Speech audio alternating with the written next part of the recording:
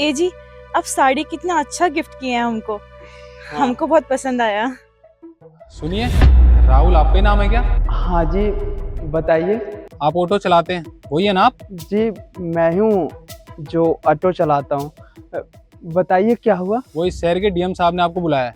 DM साहब ने हमको बुलाया है, लेकिन क्यों? देखो, ये सब तो मुझे नहीं पता। आपको शाम को बुलाया है डीएम साहब ने। आप 5 बजे आ जाना, ठीक है? जी जी ठीक है। ठीक है, मैं चलता हूँ। भगवान, डीएम साहब ने हमको क्यों याद किया है? पता नहीं जी, लेकिन आप जानते हैं क्या डीएम साहब को? हम कहाँ से जानेंगे भैया, हम तो ठहरे मामूली से इंसान। लेकिन हमको ये पता है कि शहर में नए डीएम साहब आए हैं, पर हमको ये समझ में नहीं आ रहा है नए डीएम साहब ने हमको क्यों बुलाया है। हम तो ठहरे मामूली से ऑटो चलाने वाले इंसान, और डीएम साहब ठहरे इतने बड़े, पता नहीं क्यों बुलाए हमको। हमको तो कुछ समझ नहीं आ रहा। ये तो वहाँ जाके ही पता चलेगा ना। चलो तैयार रहना तुम, चलते हैं फिर शाम को, हैं? जी। देख रही हो भगवान, कितना बड़ा ऑफिस है, हाँ, बड़ा तो बहुत ही है। और हमको समझ में नहीं आ रहा है कि हमें यहाँ पर बुलाया क्यों गया है। हम तो मामूली ठहरे ऑटो चलाने वाले, हमें बहुत घबराहट हो रही है। पता नहीं है हमारा सौभाग्य है या फिर दुर्भाग्य है। अजी, ऐसा क्यों कह रहे हैं आप? सौभाग्य ही है, तभी तो हम इतने बड़े दफ्तर में आए हैं। डीएम साहब तभी तो बुलाएंगे जब हमसे कुछ काम होगा, और हमारे नसीब में तो झोपड़ी ही लिखी है। हाँ सही कह रही हो, देखते हैं क्या होता है। भाभी और छोटे भाई, आप लोगों ने ऐसा क्यों सोचा? देवर जी, आप? हाँ भैया, आप ये डीएम के ऑफिस में यहाँ क्या कर रहे हैं आप? अच्छा भगवान, मैं समझ गया, लगता है भैया का डीएम ऑफिस में नौकरी लग गई है। नहीं भाई, मैं डीएम साहब के यहाँ नौकरी नहीं करता। नौकरी नहीं करते तो भैया आप जानते हैं डीएम साहब को? जानता हूँ, एंड इवन आप दोनों भी जानते हैं कौन है यहाँ का डीएम? नहीं तो हमें नहीं पता।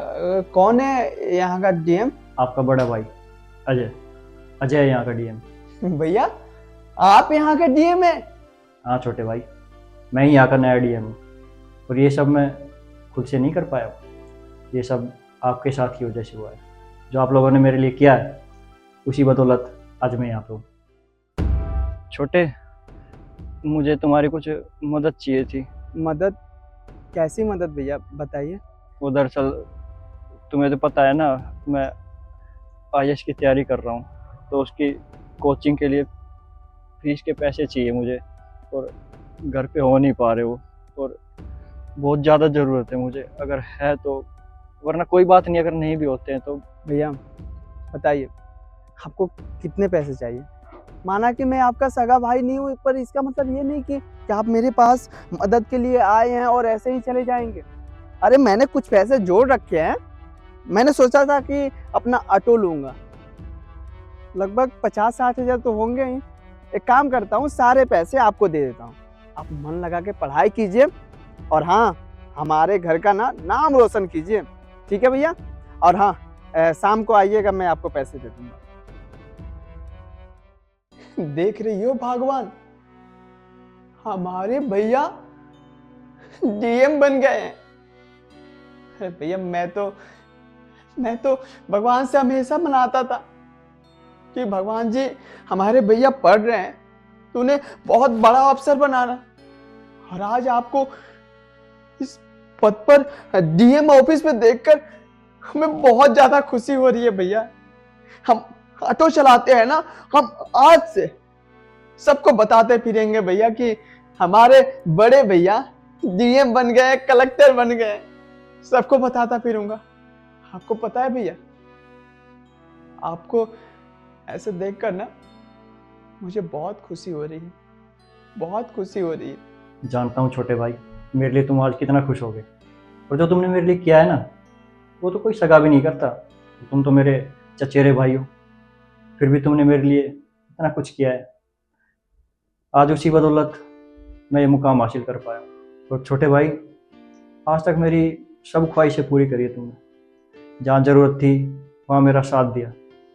अरे मेरा फ़र्ज़ बनता है, ये तो बड़े का हक होता है कि छोटे की मदद करे, लेकिन क्या करे, हालात ऐसे थे। छोड़ो, वो तो पहले के हालातों की बात थी। बाकी आज तक मेरे को किसी चीज़ के लिए मना नहीं किया ना। आज एक चीज़ और मांगता हूँ, उस चीज़ के लिए और हाँ कर देना। क्या?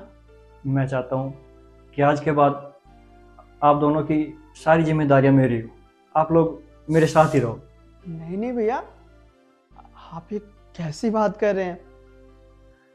माना कि हम दोनों ने आपको पढ़ाने के लिए बहुत कुछ किए, पैसे भी दिए, पर इसका मतलब ये नहीं कि हम आपका फायदा उठाएंगे। देखिए, अब आप बहुत बड़ा अफसर बन गए हैं, आप अपनी जिंदगी बहुत अच्छे से बिताइए, बहुत खुशी से बिताइए, और हमें ना हमारी हालात पर छोड़ दीजिए। हम अपना गुजारा कर लेंगे, गुजर बसर कर लेंगे। हम ऑटो चलाते हैं ना, उससे कमाई हो ही जाती है, और हमारा झोपड़ी है ही। हम खा पी लेंगे, मौज करेंगे, और आप भी खुश रहिए अपने जॉब में। हम तो यही चाहते हैं भैया। और वैसे भी आपका भैया तो अब बड़े लोगों में उठना बैठना होगा। क्यों? सही कह रहा हूँ ना? और हम मिलने आया करेंगे। हाँ जी, आप सही कह रहे हो भैया।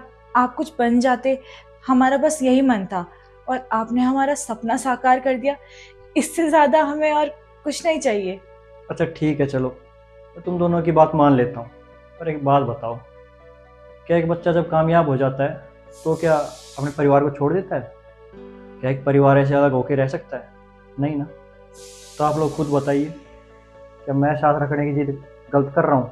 अरे मैं चाहता हूँ अगर मेरा परिवार साथ रहे तो इसमें गलत क्या है भला? मैं बस इतना ही चाहता हूँ कि आप लोग मेरे साथ रहो। ठीक है भैया, अगर आप इतना कुछ कह रहे हैं तो ठीक है, हम दोनों यहीं पर रुक जाएंगे। पर हाँ, मेरा भी एक शर्त है। आज के बाद आप अपने मुंह से मुझे चचेरा भाई मत बोलिएगा, अपना भाई बोलिएगा, और इनको भाभी बोलिएगा। हाथ से मैं आपका सगा भाई और आपकी ये भाभी। अरे हाँ हाँ छोटे भाई, ये तो तुमने मेरे मुंह की बात छीन ली यार। मैं तो खुद तुम्हें सगा ही माना है हमेशा, और तुमने जो किया है मेरे साथ वो शायद कोई सगा भी नहीं करता। अब बस एक काम करो, चलो मैं तुम्हें तुम्हारा कमरा दिखा देता हूँ।